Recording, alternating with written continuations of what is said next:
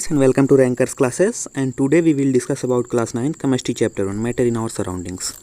तो आज हम इसका शॉर्ट रिवीजन करने वाले हैं। ऐसे क्वेश्चंस को आज हम डील करेंगे जो एग्ज़ाम में पूछे जाते हैं और ये बहुत कम समय में हम डील करेंगे, जिससे आप एग्ज़ाम टाइम में या बाकी समय में अगर आप रिवाइज़ करना चाहते हैं या एग्ज़ाम टाइम में तो आप इजीली इससे मैं सारे टॉपिक्स को क्लियर करूँगा जो एग्ज़ाम में आते हैं, जो इंपॉर्टेंट टॉपिक्स होते हैं। तो चलिए शुरू करते हैं। तो सबसे पहली बात आती है मैटर क्या होता है, व्हाट इज़ मैटर। सबसे पहला बात आता है व्हाट इज़ मैटर। तो मैटर क्या होता है, everything in this universe is made up of matter. इस यूनिवर्स में, इस ब्रह्मांड में जितनी भी चीज़ें हैं उसे क्या कहा जाता है, मैटर। एग्जाम्पल के तौर पे food, stones, clouds, stars, planets, animals, पानी की एक बूंद और रेत का एक दाना, ये सब मैटर हैं। अगर हम साइंटिफिक डेफिनेशन की बात करें जो कि आपको एग्ज़ाम में लिखना होगा, तो आपको एग्ज़ाम में क्या लिखना होगा कि एनीथिंग या all the thing okay which occupy space and have मास।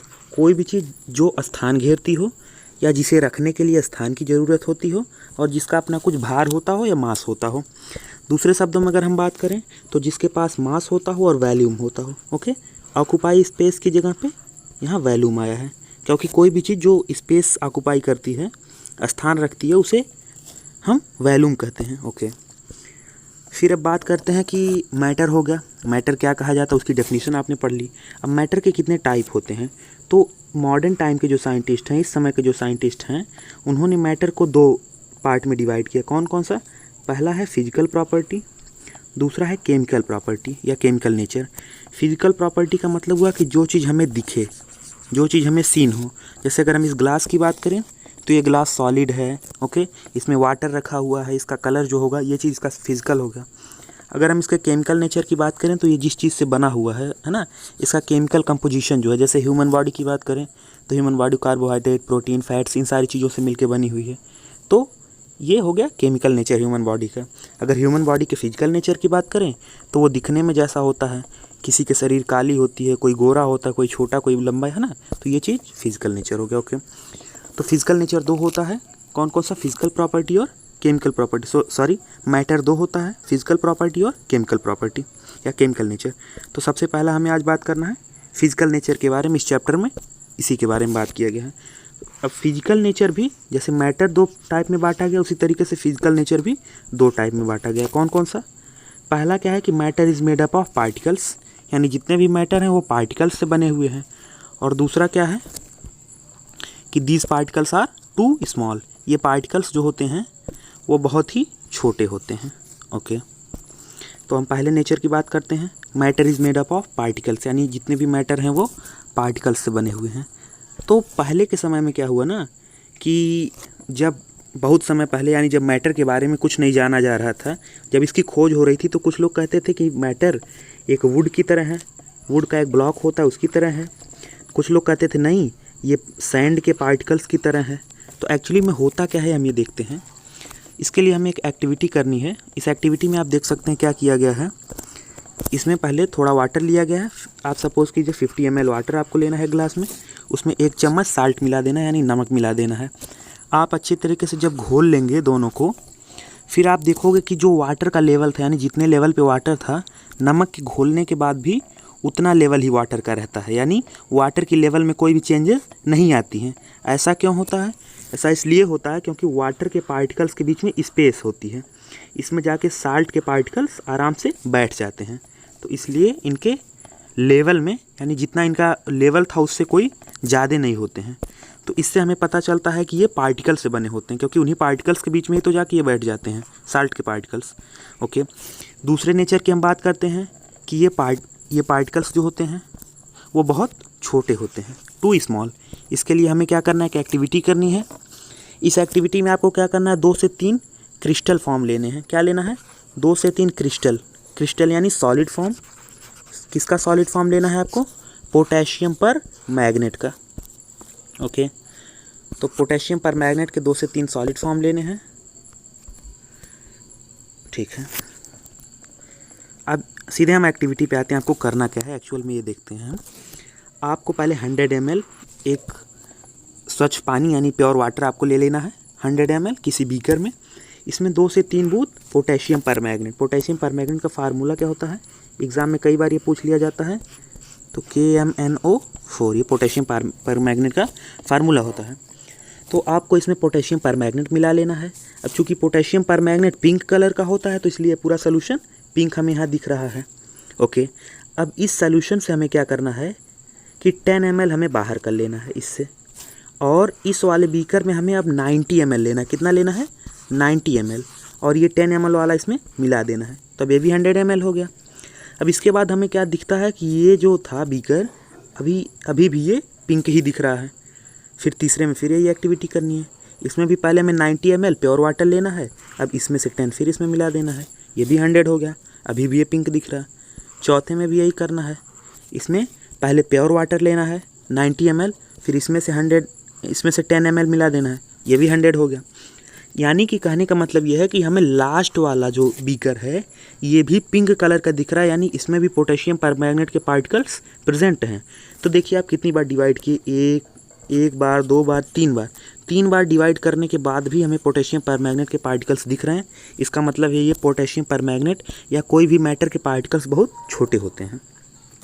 इसी तरीके की एक्टिविटी आप डेटॉल के साथ कर सकते हो। आप डेटॉल ले सकते हो। डेटॉल को क्या करना है कि एक बीकर में डाल देना है पहले, ठीक है, 2-3 बूंद कुछ बीकर में लीटर ले लीजिए, यानी 1 लीटर 2 लीटर वाटर ले लो। उसके बाद जो है इसमें डेटॉल के 4-5 बूंद डाल दो। फिर इसी तरीके से इसको दूसरे प्योर वाटर में इसके कुछ निकाल के डालो। फिर ऐसे करो, आप देखोगे कि लास्ट वाला जो बीकर होगा उसमें भी डेटॉल की स्मेल आएगी ही। यानी इससे भी पता चलता है हमें कि जो डेटॉल के पार्टिकल्स हैं वो बहुत छोटे होते हैं। फिर इसके बाद हम पार्टिकल्स के नेचर पढ़ते हैं। जैसे हमने पढ़ लिया मैटर के 2 नेचर, कि मैटर पहली चीज़ पार्टिकल से बनी होती है, दूसरा पार्टिकल्स बहुत छोटे होते हैं। अब चूँकि मैटर के लिए पार्टिकल बहुत इंपॉर्टेंट चीज़ है, तो पार्टिकल का भी कुछ फीचर होगा, कुछ इसकी भी क्वालिटी होगी, इसकी भी कुछ विशेषताएं होंगी, तो उसको हम पढ़ेंगे। तो पार्टिकल जो होता है मैटर का, इसके 3 फीचर होते हैं। कितने फीचर होते हैं पार्टिकल के? 3 फीचर होते हैं। कौन कौन से फीचर हैं? पहला है कि particle of matter have space.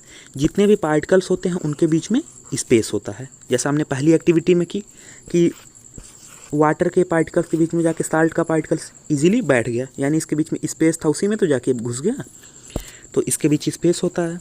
दूसरा क्या होता है, ये कंटिन्यूअसली मूव करते हैं। ओके, जितने भी पार्टिकल्स हैं वो कंटिन्यूअसली क्या करते हैं, मूव करते रहते हैं।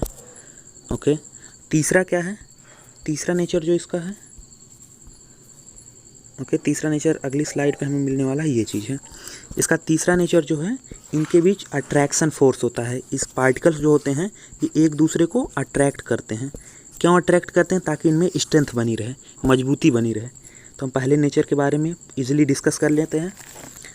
तो पार्टिकल्स के बीच में स्पेस होता है। इसके लिए आप देखो, आपने कई बार देखा होगा घर में कि नींबू पानी आप जब बनाते हो, या साल्ट को वाटर में घोलो, शुगर को घोलो, या डेटॉल को वाटर में डालो, पोटेशियम परमैंगनेट को, इन सारी चीज़ों को आप देखोगे जब घोलोगे तो इनका लेवल बहुत ज़्यादा नहीं अंतर आता है। क्यों नहीं आता है? इसलिए क्योंकि 2 पार्टिकल्स के बीच में तीसरा वाला जाके घुस जाता है। ठीक है, यही चीज़ें हमें यहाँ बताई गई हैं। फिर दूसरे में क्या बताया गया, दूसरा नेचर जो इसका कंटिन्यूसली मूविंग वाली नेचर, इसके लिए हमें एक एक्टिविटी करनी है। इस एक्टिविटी में आपको इंसेंस स्टिक लेनी है। इंसेंस स्टिक क्या होता है? धूप बत्ती या अगरबत्ती। इसको आप क्लास के एक कॉर्नर में, सपोज़ कीजिए ये क्लास है, इसके एक कॉर्नर पे आपको जला देना है। आप देखोगे थोड़ी ही देर में ये पूरा क्लास एरोमा, यानी जो अगरबत्ती की जो सुगंध होगी उससे पूरा भर जाएगा, फिल हो जाएगा। ऐसा क्यों होता है? क्योंकि अगरबत्ती के जो पार्टिकल्स होते हैं वो जलाने के बाद तेज़ी से मूव करने लगते हैं और हवा में डिफ्यूज़ हो जाते हैं, हवा में मिल जाते हैं और चारों तरफ फैल जाते हैं। कहने का मतलब यह है कि अगर अगरबत्ती के पार्टिकल्स कंटिन्यूसली मूव ना करते तो पूरे क्लास में नहीं फैलते, यानी वो कंटिन्यूसली मूव करते हैं। इसी तरीके से आप देख सकते हैं कि आपको दूसरी एक्टिविटी करनी है जिसमें आपको ब्लू या रेड इंक ले लेना है और जिसको वाटर में ईजिली मिला देना है। ओके, मिलाने के बाद आप थोड़ी देर छोड़ दो। आप देखोगे कि पूरा, अगर आप ब्लू कलर लिए हो तो पूरा वाटर ब्लू ब्लू हो जाएगा, या रेड लिए हो तो पूरा वाटर रेड हो जाएगा। ऐसा कैसे होता है? आखिर आपने केवल डाल दिया बूंद, फिर छोड़ दिया। अगर दोनों के पार्टिकल्स यानी वाटर के पार्टिकल्स और इंक के पार्टिकल्स दोनों कंटिन्यूसली मूव न करते होते तो वाटर के पार्टिकल्स सरफेस से नीचे तक कैसे आते हैं या नीचे से चारों तरफ कैसे फैलते हैं ना। तो इससे भी पता चलता है कि ये कंटिन्यूसली मूव करते हैं। इसी तरीके से आप कॉपर सल्फेट या पोटेशियम परमैंगनेट का फिर से आप कर सकते हो। कॉपर सल्फेट का कई बार एग्जाम में पूछा जाता है, इसका फार्मूला होता है CuSO4। ये कैसे कलर का होता है? ये ब्लू कलर का होता है। तो कॉपर सल्फेट या पोटेशियम परमैंगनेट को भी आप मिला के देख सकते हो कि थोड़ी देर बाद डाल के छोड़ दो आप वाटर में, थोड़ी देर बाद आप देखोगे कि ये पूरी तरीके से वाटर को, अगर कॉपर सल्फेट डालोगे तो ब्लू कर देगा, पोटेशियम परमैंगनेट डालोगे तो पिंक कर देगा। इससे भी पता चलता है कि पोटेशियम परमैंगनेट या कॉपर सल्फेट के पार्टिकल्स कंटिन्यूसली मूव करते हैं और वाटर के तो करते ही हैं। ठीक है, फिर हम अगले स्लाइड पे चलते हैं। ये बहुत इंपॉर्टेंट चीज़ है, इसमें से एग्ज़ाम में मैक्सिमम क्वेश्चन बनते हैं, यानी इसमें से जितनी भी लाइनें हैं आप यहाँ तक देख सकते हो, इसमें से क्वेश्चन बनता ही बनता है। तो इसको हम ईच लाइन को कवर करते हैं। Particles of matter are continuously moving, हमने देखा। They have possess what we call the kinetic energy. Okay, ये जो मूवमेंट होती है, इस मूवमेंट क्यों होती है ये मूवमेंट? क्योंकि इनमें काइनेटिक एनर्जी होती है। ओके, इनमें काइनेटिक एनर्जी के कारण ये पार्टिकल्स मूव करते हैं, और जैसे ही हम इनमें टेम्परेचर बढ़ाते हैं तो ये पार्टिकल्स और तेज़ी से मूव करने लगते हैं। आपने देखा भी होगा कि जब हम चाशनी बनाते हैं, चाशनी क्या होता है? चाशनी बनाते समय हम चीनी जब ज़्यादा देर से नहीं घुलता है, आप पहले इजीली क्या करते हो कि पानी में चीनी डाल के घोलने लगते हो। जब तक घुलता है तब तक ठीक है, लेकिन जब नहीं घुलने लगता है तो आप उसे हीट करने लगते हो, और जैसे हीट करते हो तो तेज़ी से और ज़्यादा चीनी आप उसमें डालने की आपको ज़रूरत पड़ती है, क्योंकि ईजिली वो घुलने लगता है। तो टेम्परेचर बढ़ाने पर पार्टिकल्स में काइनेटिक एनर्जी बढ़ने लगती है। कहने का मतलब ये है, काइनेटिक एनर्जी टेम्परेचर बढ़ाने पर बढ़ने लगती है। ओके, यही चीज़ इसमें कह रहा है। तो ये बहुत इंपॉर्टेंट चीज़ है कि अगर टेम्परेचर हम इंक्रीज़ करेंगे तो पार्टिकल्स में काइनेटिक एनर्जी बढ़ेगी। फिर यहाँ हम देखते हैं, यहाँ दूसरा टर्म हमें मिलता है जो कि बहुत इंपॉर्टेंट है, डिफ्यूज़न का टर्म। डिफ्यूज़न मतलब होता है कि intermix of particles, okay, two different type of matter on own. कहने का मतलब ये है कि दो मैटर के पार्टिकल्स, सपोज करिए आप, एक वाटर हो गया और दूसरा सपोज कीजिए इंक हो गया। ठीक है, अब यहाँ वाटर के पार्टिकल्स हैं, इनमें जाके बीच में इंक के पार्टिकल्स मिल जाते हैं। तो इसी मिलने को ही, यानी दोनों के आपस में मिलने को ही, दोनों के आपस में इंटरमिक्स करने को ही डिफ्यूज़न कहते हैं। यानी दो डिफरेंट टाइप के पार्टिकल्स, यानी वाटर के पार्टिकल्स और इंक के पार्टिकल्स, डिफरेंट टाइप के पार्टिकल्स आपस में यानी एक दूसरे के साथ इंटरमिक्स हो जाएं, इसी को क्या कहते हैं हम? डिफ्यूज़न। और हीट करने पर डिफ्यूज़न तेज़ी से होता है। क्यों तेज़ी से होता है? क्योंकि इनमें काइनेटिक एनर्जी तेज़ी से बढ़ने लगती है। ठीक है, अब हम तीसरे फीचर की बात करते हैं। तीसरा फीचर है ये। ठीक है, तीसरा फीचर क्या है कि फोर्स ऑफ अट्रैक्शन का, यानी पार्टिकल्स के बीच में फोर्स होता है ना। मैटर अट्रैक्ट ईच अदर, एक दूसरे पार्टिकल्स को जो मैटर होते हैं वो अट्रैक्ट करते हैं। इसके लिए ये कोई इंपॉर्टेंट एक्टिविटी नहीं है, सीधे हम यहाँ आते हैं। ओके, इधर आते हैं। आप देखोगे, अगर आप एक लोहे की कील लो, आयरन नेल, या आप चाक का एक टुकड़ा लो, या रबर बैंड लो, ओके, इन सब को आप देखोगे कि जब इन्हें आप खींचोगे, ओके, आप कुछ को देखोगे कि अगर आप इसे तोड़ना चाहो, आयरन के नेल को यानी लोहे की कील को खींच के आप नहीं तोड़ सकते, रबर बैंड को बेसिकली तोड़ सकते हो आप। और बहुत बार होता है कि अगर आप बहुत ज़्यादा फोर्स नहीं लगाओगे तो ये केवल खींच के फिर से अपने वाले इस शेप में आ जाता है। चॉक को आप देखो, अगर इस पर हथौड़ा मारोगे तो ये टूट जाएगा। आयरन नेल को अगर आप कट करोगे तो बहुत टफ होगा, लेकिन कटेगा ये। लेकिन हमें इस पर नहीं ध्यान देना, हमें ध्यान ये देना है कि आखिरकार इन सब चीज़ों के लिए इतनी मेहनत की ज़रूरत क्यों पड़ रही है। आयरन नेल को डिफ़िकल्ट होता है काटने में, चाक के पीस को अगर इजीली नहीं टूटता है, या रबर बैंड को अगर बहुत फोर्स लगाते हो तभी टूटता है। ऐसा क्यों होता है? अब रबर बैंड का एग्जांपल लो, बहुत बार करते हो कि आप जब इसे बाहर की तरफ खींच लेते हो फिर छोड़ते हो तो ये आप पहली वाली शेप ले लेता है। ऐसा क्यों होता है? इसके पार्टिकल्स के बीच में दूरी बढ़ती है जब आप खींचते हो, जैसे ही आप छोड़ते हो तो ये पास में आ जाते हैं, यानी पहली वाली शेप तभी तो लेते हैं जब ये पास में आते हैं। तो पास में आने का मतलब हुआ कि इन दोनों के बीच में फोर्स लगता है। कोई कौन सा फोर्स? अट्रैक्शन, इन्हें आकर्षित करता है। ठीक है, तो इससे पता चलता है कि पार्टिकल्स के बीच में फोर्स ऑफ अट्रैक्शन होता है। इसी तरीके से आप अगर वाटर को कट करना चाहोगे, यानी एक बीकर में, सपोज कीजिए एक बीकर में वाटर लिया हुआ वाटर है, आप इसे अगर कट करना चाहोगे, यानी आप अपना हाथ यहाँ इस तरीके से लगा दीजिए, जैसे ही आप हाथ को रिमूव करोगे तो फिर यहाँ से वाटर आ जाएंगे। यानी पहले तो जब आपने हाथ लगाया तो इधर और इधर पार्टिकल्स बट गए, लेकिन जैसे ही आपने हाथ दूर किया तो ये पास आए। क्यों पास आए? क्योंकि इनके बीच अट्रैक्शन फोर्स होता है। यहाँ एक और इम्पॉर्टेंट चीज़ है कि आखिरकार अट्रैक्शन फोर्स ऑफ अट्रैक्शन ज़रूरी क्यों है? पार्टिकल्स के स्ट्रेंथ के लिए। पार्टिकल्स में ये मजबूती प्रदान करता है, ठीक है, मजबूती प्रदान करता है, स्ट्रेंथ के लिए ज़रूरी होता है फोर्स ऑफ अट्रैक्शन। ओके, अगर क्वेश्चन आंसर के लिए मैं एक अलग से वीडियो बना दूंगा। अभी हम लोग केवल जितने भी इसके पॉइंट्स हैं उसको कवर करने वाले हैं। ओके, तो अगला है हमारा state of matter. State of matter कितने होते हैं? सॉलिड, लिक्विड और गैस, तीन ही स्टेट होते हैं किसी भी मैटर के। ओके, सॉलिड स्टेट के बारे में सबसे इम्पोर्टेंट चीज़ क्या है? सॉलिड स्टेट के बारे में यहाँ हम आते हैं। सबसे इम्पोर्टेंट चीज़ है कि जितने भी सॉलिड होते हैं, ओके, इनके पास डिफिनिट शेप होता है। अभी मैं समझाऊंगा आपको एग्जांपल लेके। सपोज़ कीजिए आपके पास सपोज़ कीजिए आपके पास ये एक पेन है। ओके, पेन के शेप का नहीं बनाओ, फिर से मैं पेन बना देता हूँ। सपोज़ कीजिए ये आपने एक पेन ले लिया। ओके, ये आपने एक पेन ले लिया। आप इसमें क्या देखोगे कि इसकी जो शेप है वो हमेशा डिफिनिट यानी फिक्स रहने वाली है, यानी जिस भी शेप का है ये फिक्स रहेगा। इसकी अगर बाउंड्री की बात करें तो ये भी डिस्टिंक्ट यानी फिक्स है। ये बाहर वाला देखिए, ये जो है ये हमेशा ऐसे ही रहेगा। इसके वॉल्यूम की बात करें, यानी ये अगर 5 ग्राम का है, 10 ग्राम का है तो 10 ग्राम ही रहने वाला है, चेंज नहीं होगा। इनमें कंप्रेसिबिलिटी जो होती है नेग्लिजिबल होती है। बहुत इंपॉर्टेंट पॉइंट है। कंप्रेसिबिलिटी का मतलब हुआ कि पार्टिकल्स को पास लाना, यानी दबाना उसको।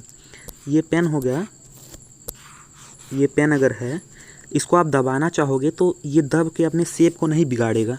टूट सकता है लेकिन इसके शेप में चेंजिंग नहीं आएगी। क्यों नहीं आएगी? क्योंकि इसके पार्टिकल्स ऑलरेडी बहुत पास होते हैं, इन्हें और पास में लाना इजी नहीं है।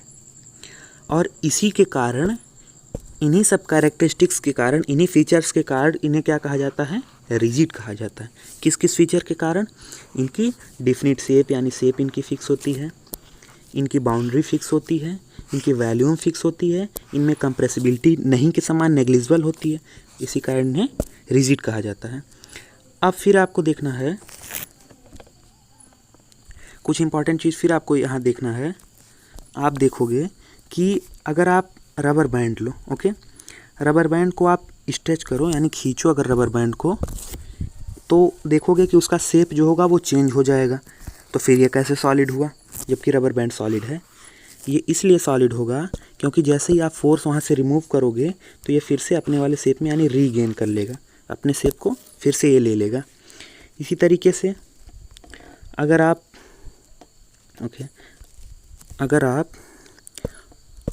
शुगर या साल्ट के क्रिस्टल की बात करते हैं, इन्हें आप किसी कप में रख दो, किसी ग्लास में रख दो, किसी बॉक्स में रख दो, तो देखोगे कि उसी के शेप का ये ले लेता है। यानी आप अगर कप में रखें तो ये कप का ही शेप ले लेगा, आप किसी ग्लास में रखें तो ये ग्लास का शेप ले लेगा। ऐसा क्यों होता है?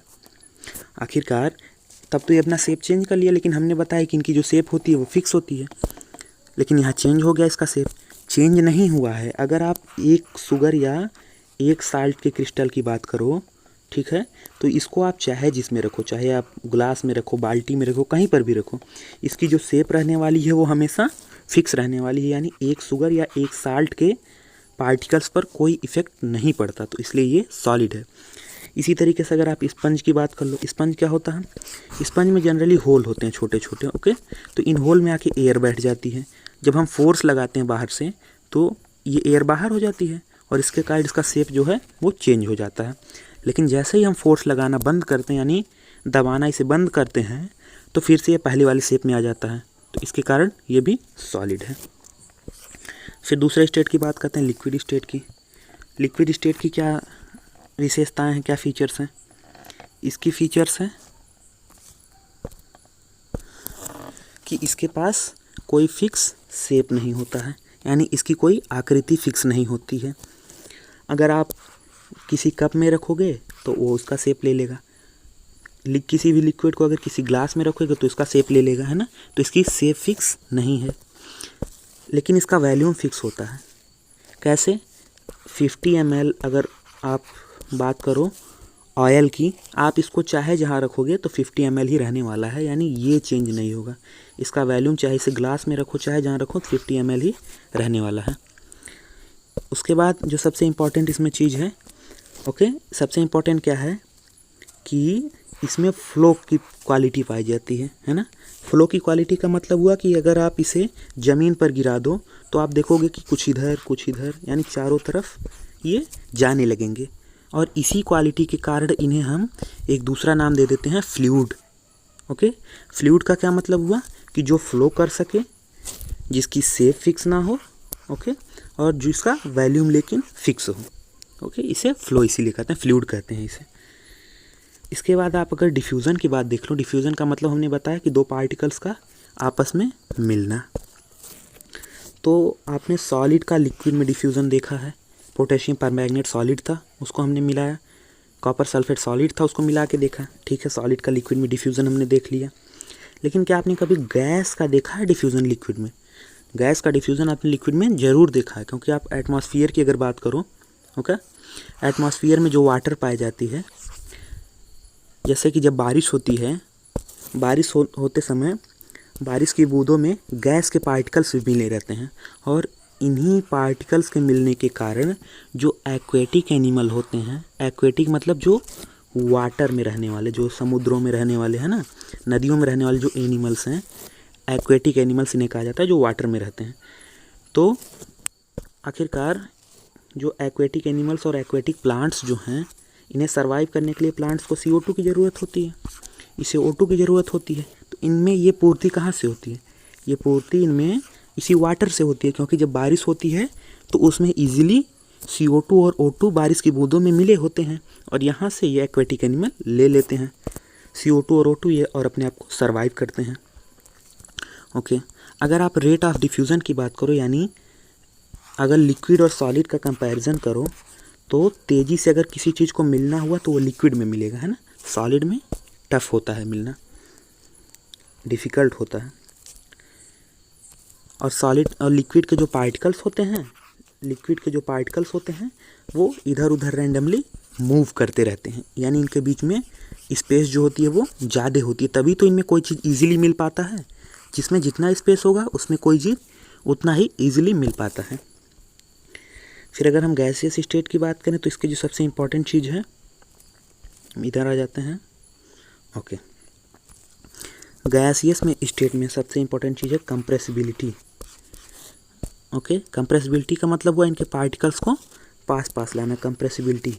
गैस के जो पार्टिकल्स होते हैं ये सॉलिड से भी ज़्यादा दूर होते हैं और लिक्विड से भी दूर होते हैं, यानी इनके पार्टिकल्स को पास लाना इजी होता है, क्योंकि इनके बीच में स्पेस ज़्यादा होती है। ये देखिए ज़्यादा स्पेस है, तो इसलिए इनके पार्टिकल्स को पास लाना इजी होता है। पार्टिकल्स को पास लाने का मतलब है इन्हें कंप्रेस करना इजी होता है। ओके, इसका एग्जांपल भी कई सारा है, जैसे लिक्विफाइड पेट्रोलियम गैस यानी LPG को आप ले लीजिए, या CNG को कंप्रेस्ड नेचुरल गैस। ओके, या आप जो हॉस्पिटल्स में जो O2 ऑक्सीजन की जो सप्लाई होती है, ये सब गैस होते हैं, और इन्हें एक सिलेंडर में कैसे भरा जाता होगा? आपने कभी सोचा कि इन्हें एक सिलेंडर में कैसे भरा जाता होगा? इसलिए भरा जाता है क्योंकि इन्हें हम कंप्रेस कर देते हैं, यानी इनके पार्टिकल्स को हम बहुत पास ला देते हैं। ओके, तो इसलिए ये इजीली ट्रांसपोर्ट भी हो जाते हैं, और इनका जो लार्ज वॉल्यूम होता है पहले से वो बहुत कम हो जाता है। ओके, और गैस के डिफ्यूज़न का जो है, आपने कई बार खुद ही जो है गौर किया होगा एग्जांपल पे, कि जब किचन में फूड प्रिपेयर हो रहा होता है तो उस समय आपको स्मेल दूर से आ जाता है, लेकिन वही खाना जब ठंडा हो जाता है तो आपको पास जाने पर भी स्मेल नहीं आता। ऐसा क्यों होता है? क्योंकि जब फूड प्रिपेयर हो रहा होता है तो उस समय टेम्परेचर फूड का ज़्यादा होता है, यानी पार्टिकल्स जो होते हैं फूड के, वो काइनेटिक एनर्जी उनमें ज़्यादा होती है, और जब काइनेटिक एनर्जी ज़्यादा होती है तो वो तेज़ी से डिफ्यूज़ करते हैं एयर में और दूर तक जाते हैं। इसी का सीधा अपोजिट है कि जब ठंडा हो जाता है खाना तो काइनेटिक एनर्जी कम हो जाती है। क्यों कम होती है? क्योंकि टेम्परेचर कम रहता है और दूर तक वो खाना नहीं डिफ्यूज़ हो पाता। ओके, फिर यहाँ जो सबसे इम्पॉर्टेंट चीज़ आपको पढ़नी है एक और चीज़ पढ़ना है आपको प्रेशर के बारे में, है ना। क्या होता है कि जो अगर किसी आप गैस को समझ लीजिए पूरी तरीके से पैक कंटेनर है, इसमें आप गैस के पार्टिकल्स रख दो, तो हमने बताया इनमें दूरी बहुत ज़्यादा होती है इनके पार्टिकल्स के बीच में, और ये साथ में मूव भी करते हैं, यानी सारे पार्टिकल्स इधर उधर चारों तरफ मूव करेंगे। अब मूव करेंगे तो जाके कहाँ लास्टली ये टकराएंगे, इस कंटेनर की वॉल पर, ओके। और वॉल पर टकराएंगे तो ये क्या करते हैं, प्रेशर जनरेट करते हैं। प्रेशर जनरेट करते हैं, कैसे प्रेशर जनरेट करते हैं? प्रेशर ऐसे जनरेट करते हैं कि पहली चीज़ तो ये अगर टकराते हैं तो वहाँ फोर्स लगता है, यानी बल लगता है। साथ ही साथ वो कंटेनर जो होता है वो एरिया का काम कर जाता है। तो हम जानते हैं कि प्रेशर इज इक्वल क्या होता है, फोर्स अपॉन एरिया। यानी कहीं पर भी प्रेशर तभी जनरेट होगा जब किसी एरिया पर कोई फोर्स अप्लाई होगा। तो यहाँ पार्टिकल्स के द्वारा कंटेनर पर फोर्स अप्लाई होता है, तो कंटेनर एरिया का काम करता है और पार्टिकल्स फोर्स का काम करते हैं। फिर यहाँ पार्टिकल्स को देख सकते हैं कि तीनों के पार्टिकल्स के बीच में कितना ज़्यादा गैप होता है। आप यहाँ देखिए गैस के पार्टिकल्स कितने ज़्यादा दूर दूर हैं, है ना। इनमें देखिए गैपिंग कितनी ज़्यादा है, तो ये जाके इसीलिए फोर्स ये प्रेशर ये जनरेट करते हैं, ओके। फिर हम अगले स्लाइड पे चलते हैं, ओके ओके ओके। अब अगला हमारा क्या टॉपिक होने वाला है कि क्या मैटर अपने स्टेट को चेंज कर सकता है। स्टेट को यानी कोई चीज़ सॉलिड से लिक्विड में चेंज हो सकती है, कोई चीज़ लिक्विड से सॉलिड में या लिक्विड से गैस में, इसके बारे में हमें डिस्कस करना है। तो आपने जनरली क्या देखा होगा कि सॉलिड के फॉर्म में आइस होता है और ये वाटर के फॉर्म में यानी लिक्विड के फॉर्म में चेंज हो जाता है। वाटर को आपने देखा है वाटर वेपर में चेंज हो जाता है, यानी लिक्विड से गैस में बदल गया। तो यहाँ तो स्टेट चेंज हो रही है, कैसे होता है इसके बारे में हमें यहाँ डिस्कस करना है। ठीक है, तो हम सीधे आते हैं इधर, उस एक्टिविटी की बात हम यहीं पर कर लेते हैं। आप देखोगे, एक मिनट हम उस एक्टिविटी को देख लेते हैं, थोड़ा आपको इजीली समझ में आ जाएगा, नहीं तो डायरेक्ट बात करने पे आप थोड़ा कंफ्यूज हो सकते हो। ठीक है, हम बात करते हैं यहाँ पर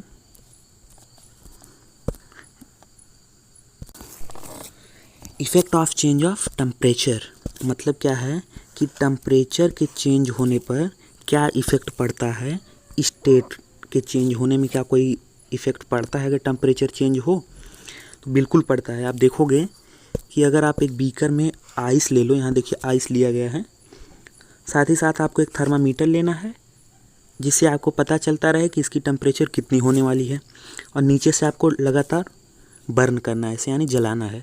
तो आप देखोगे गर्म करोगे जब, तो आइस धीरे धीरे वाटर में चेंज होगा, और वाटर में कितने डिग्री सेंटीग्रेड पर चेंज होगा, ये 0 डिग्री सेंटीग्रेड पर। कितने डिग्री सेंटीग्रेड पर? 0 डिग्री सेंटीग्रेड पर ये आइस वाटर में चेंज होगा। इसी के बारे में हमें बात करनी है कि आखिरकार हम जब रेगुलर इसे टेम्परेचर देते रह रहे हैं तो ये 0 डिग्री सेंटीग्रेड से ज़्यादा थर्मामीटर पर शो क्यों नहीं कर रहा है। आइस है, सीधे हम बर्न कर रहे हैं इसे, लेकिन टेम्परेचर अभी का अभी 0 डिग्री सेंटीग्रेड, और हम लगातार बर्न भी करते जा रहे हैं, लेकिन इसको बढ़ना चाहिए, 1 2 3 4 ऐसे जाना चाहिए, लेकिन 100 पर ही क्यों रुका हुआ है। इसी के बारे में हमारा बेसिकली ये टॉपिक दिया गया है। तो ऐसा इसलिए होता है कि आपने देखा होगा कि जब हम टेम्परेचर को इंक्रीज़ करते हैं तो काइनेटिक एनर्जी बढ़ जाती है, और जब काइनेटिक एनर्जी बढ़ती है, ठीक है, तो पार्टिकल्स तेज़ी से वाइब्रेट करने लगते हैं।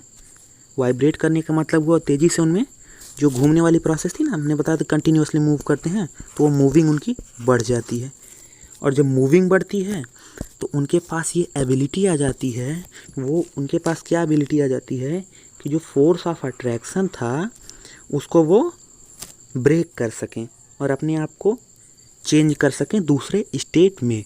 ओके, होता क्या है कि अगर आपने आइस लिया हुआ है और इसको आप कंटिन्यूसली बर्न कर रहे हैं, तो जब आप बर्न करोगे तो इसकी काइनेटिक एनर्जी बढ़ती जाएगी, और एक स्टेज ऐसी आएगी कि जब इसके पार्टिकल्स इनमें इतनी एबिलिटी आ जाएगी इतने योग्य ये हो जाएंगे कि यहाँ जो बीच में फोर्स लग रहा है ना, इसको ये तोड़ देंगे, यानी इस फोर्स को ख़त्म करके ये लिक्विड से गैस में चेंज हो जाएंगे।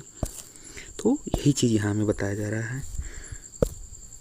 फिर यहाँ एक इम्पॉर्टेंट चीज़ है कि the minimum temperature at which a solid melts to become liquid at the atmospheric pressure is called melting point. और ये बहुत इंपॉर्टेंट है मेल्टिंग पॉइंट वाला। मेल्टिंग पॉइंट क्या होता है कि वह मिनिमम टेम्परेचर, वह मिनिमम तापमान जिस पर कोई सॉलिड लिक्विड में चेंज हो जाए। कोई सॉलिड लिक्विड में चेंज हो जाए, साथ ही साथ क्या मिनिमम टेम्परेचर होनी चाहिए और एटमॉस्फेरिक प्रेशर होना चाहिए, यानी पार्टिकुलर एक जो एटमॉस्फेयर का प्रेशर है उसी पर ये चीज़ होनी चाहिए। अब किसी चीज़ का मेल्टिंग पॉइंट हमें क्या बताता है? किसी चीज़ का मेल्टिंग पॉइंट बताता है कि उसके बीच में फोर्स ऑफ अट्रैक्शन कितना ज़्यादा है, यानी उनके पार्टिकल्स, किसी चीज़ की अगर मेल्टिंग पॉइंट ज़्यादा है तो उसके फोर्स ऑफ अट्रैक्शन यानी उनके पार्टिकल्स के बीच में फोर्स ज़्यादा लग रहा है। अगर कम है तो उनके बीच में फोर्स कम लग रहा है, तभी तो ईजिली वो हो जाते हैं, कम ही टेम्परेचर पर वो अपनी स्टेट को चेंज कर लेते हैं। ठीक है, अब यहाँ एक और नया कॉन्सेप्ट आता है।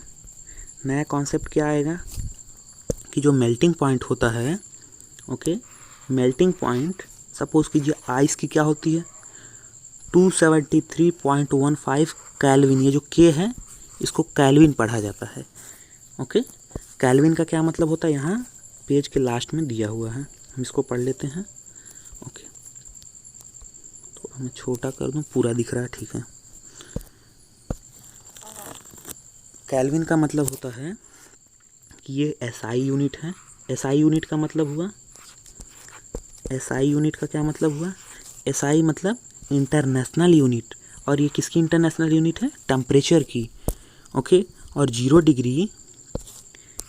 डिग्री सेंटीग्रेड में कितना होता है 273.15 केल्विन होता है, लेकिन 0.15 को नहीं लिया जाता है, 273 ही जनरली बोला जाता है। तो इसी तरीके से अगर हम बात करें आइस की, तो आइस की जो मेल्टिंग पॉइंट होती है, यानी जिस टेम्परेचर पर आइस सॉलिड से लिक्विड में चेंज होता है, वो टेम्परेचर क्या होता है 273.15 केल्विन। या अगर हम सेल्सियस में बात करें तो 0 डिग्री सेल्सियस होता है। फिर क्या कह रहा है कि when a solid melts its temperature remain the same, so where does heat energy go. हमने अभी आपको बताया ऊपर एक्टिविटी में कि जब एक सॉलिड मेल्ट होता है, ठीक है, सॉलिड से लिक्विड में कोई चीज़ जब चेंज होता है तो उसका टेम्परेचर सेम रहता है। ऊपर की एक्टिविटी में हमने देखा कि 0 डिग्री सेंटीग्रेड पर ही वो जो थर्मामीटर था वो फिक्स हो गया था, यानी इससे ज़्यादा वो नहीं बढ़ रहा था, जबकि लगातार हम हीट एनर्जी नीचे से दे रहे थे। ऐसा क्यों होता है उसी के बारे में हमें डिस्कस करना है। ठीक है, तो इसके बारे में हम सीधे यहाँ आ जाते हैं। ये चीज़ें यहाँ बताई गई हैं। यहाँ हमें बताया गया है कि ऐसा होता है लेटेंट हीट के कारण। लेटेंट हीट का क्या मतलब होता है, लेटेंट मतलब होता है हिडन, हिडन मतलब छिपा हुआ। तो कोई भी जो मैटर है, जितने भी मैटर होते हैं उनके पास एक फ़ीचर होती है।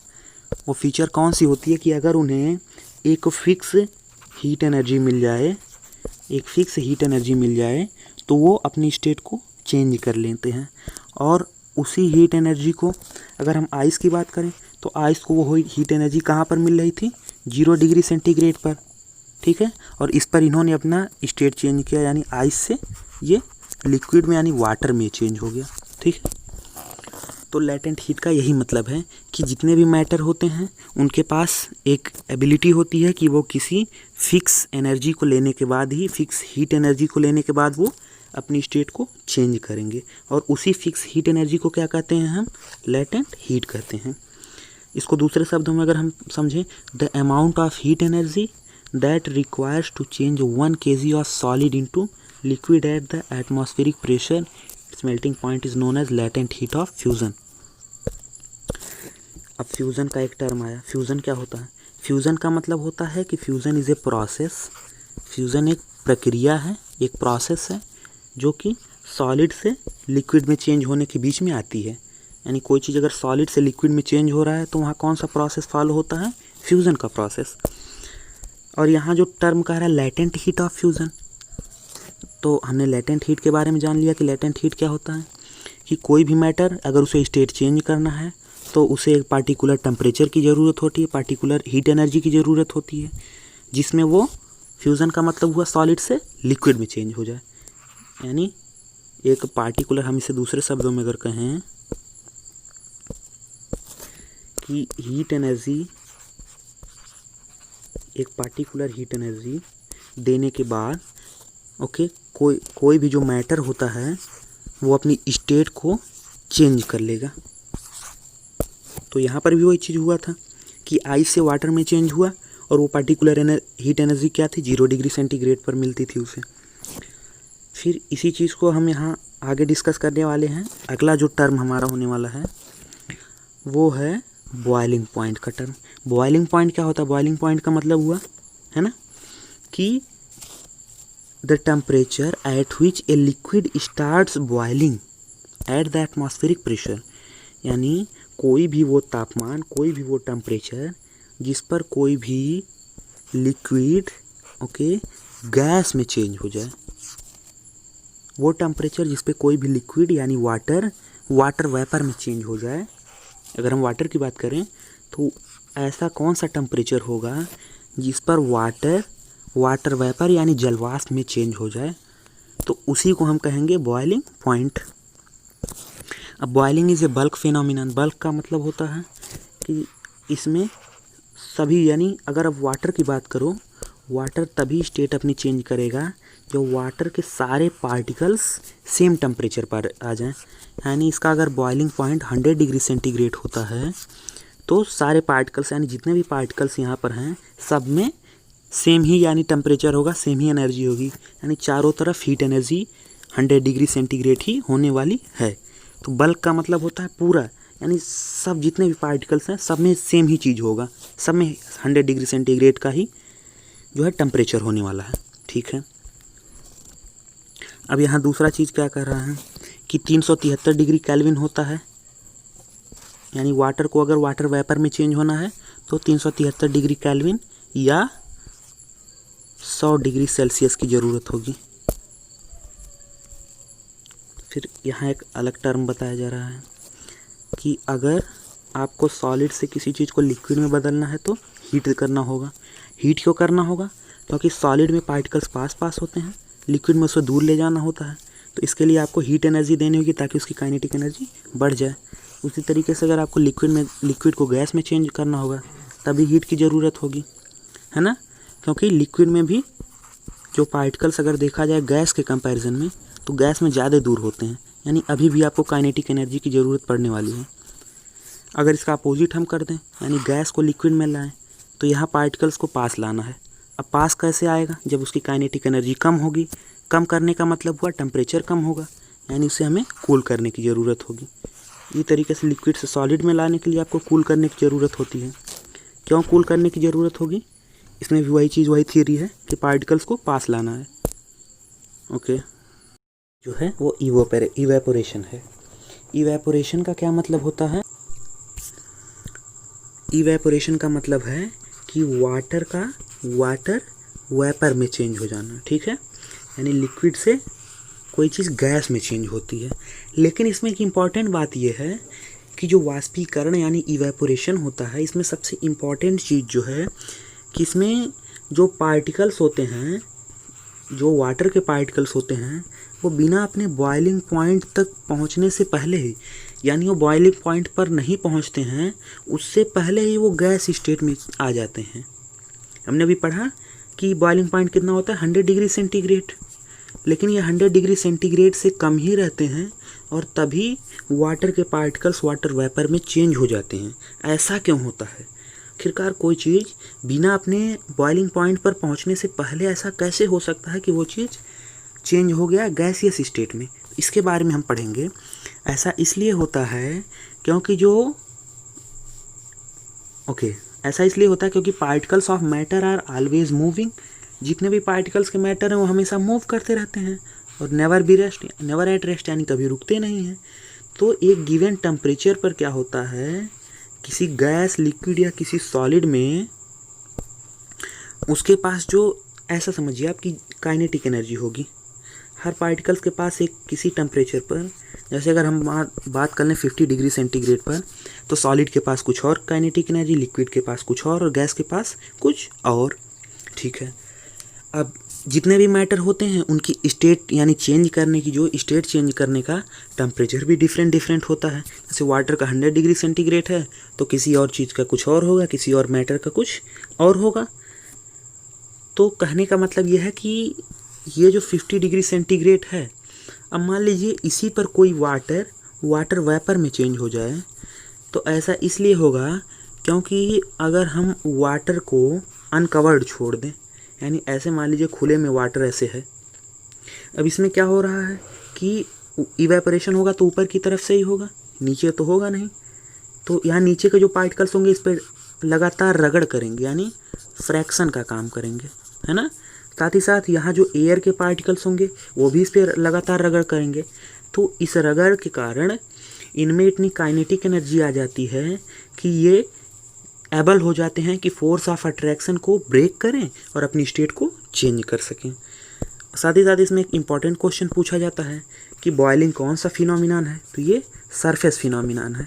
सरफेस फिनोमिनन का मतलब हुआ कि इसमें जितना भी काम होता है वो सरफेस से ही होता है, ऊपर की तरफ से होता है, यानी नीचे के पार्टिकल से कोई मतलब नहीं होता है।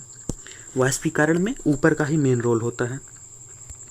अब इवेपोरेशन में कुछ फैक्टर जो इफ़ेक्ट करते हैं, यानी कुछ फैक्टर के कारण जो इवेपोरेशन इफ़ेक्टिव होता है। पहला फैक्टर कौन सा है? Surface area. दूसरा फैक्टर है टेम्परेचर इंक्रीज़ होना। तीसरा फैक्टर है ह्यूमिडिटी का। चौथा फैक्टर है विंड स्पीड का। ओके, तो ये 4 फैक्टर हैं। अब इसके बारे में हम एक एक का ब्रीफ में डिस्कस करेंगे।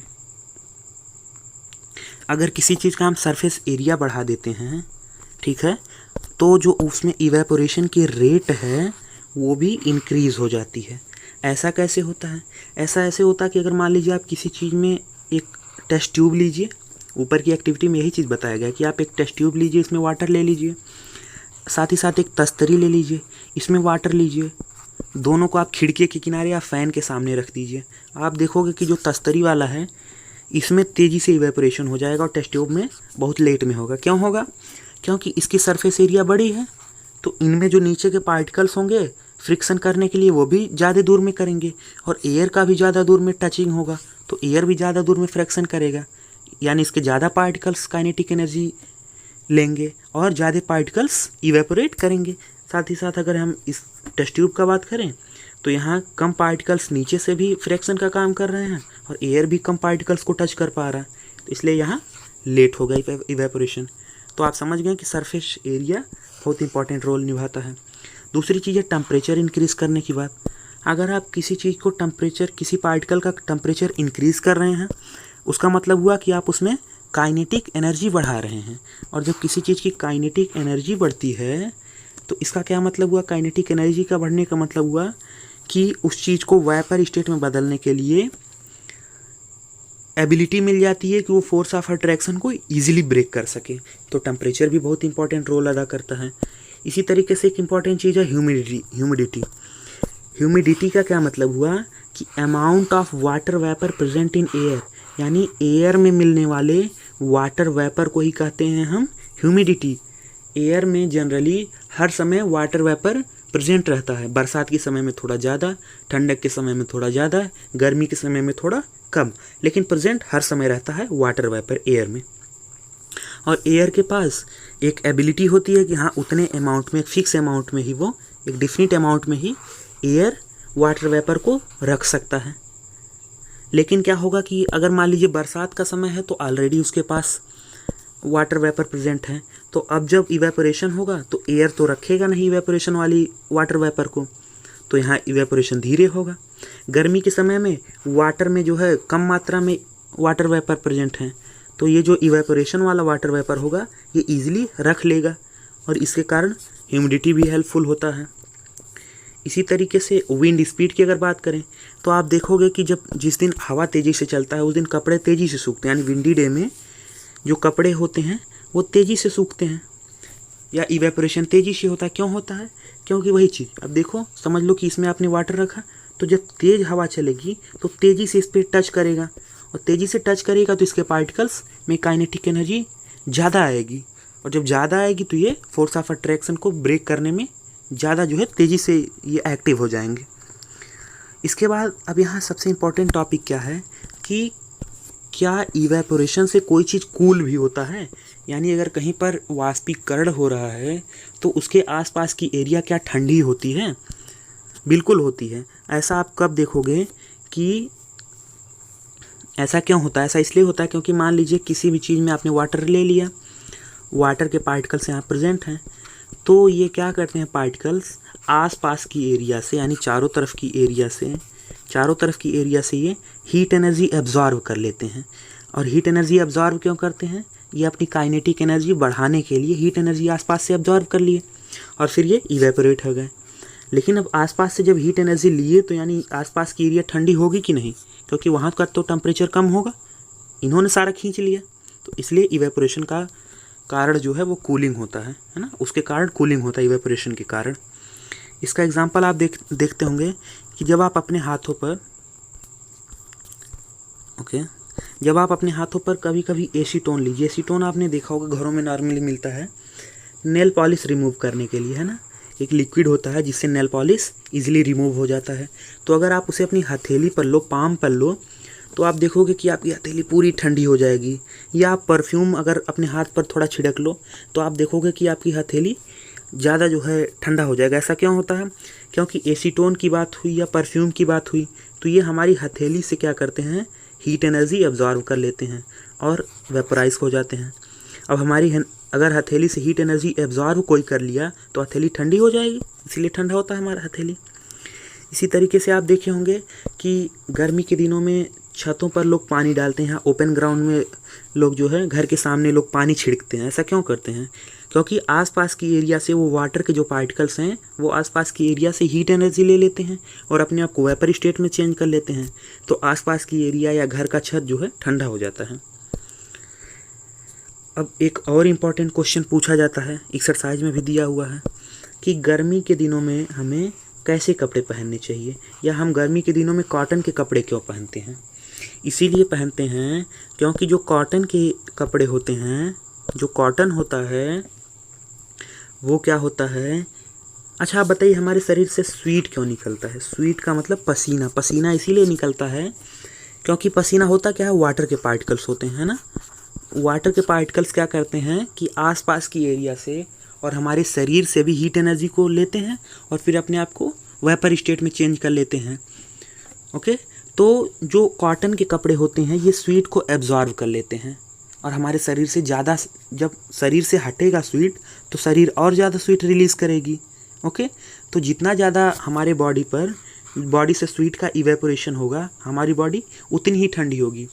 अब नॉर्मली अगर आप रहिए तो आपकी बॉडी से ही केवल इवेपोरेशन होगा, लेकिन यहाँ पर जो है जो कॉटन के कपड़े होंगे वो भी एब्जॉर्व कर लेंगे, साथ साथ शरीर पर तो रहेगा ही। तो यानी कॉटन के कपड़े वाले भी एब्जॉर्व हुए और इवेपोरेट हुए और आपके शरीर वाले भी इवेपोरेट हुए। तो यहाँ दो फ़ायदा है कि एक तो आपका शरीर ठंडा कर रहा है, कॉटन जो एब्जॉर्व किया है उससे हो रहा है, और दूसरा डायरेक्टली आपके शरीर से भी इवेपोरेट हो रहा है। तो यहाँ आपकी शरीर तेज़ी से ठंडी हो जाती है। तो गर्मी के दिनों में इसीलिए कॉटन के कपड़े पहनने मज़ेदार होते हैं।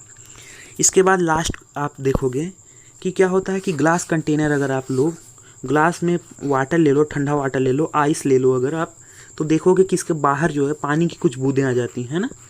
ऐसा इसीलिए होता है क्योंकि एयर में ह्यूमिडिटी होती है। ह्यूमिडिटी का मतलब हमने समझा है, एयर में वाटर के पार्टिकल्स होते हैं और जब यहाँ ठंडा वो पाते हैं, यहाँ सरफेस ये ठंडा हो पाते हैं।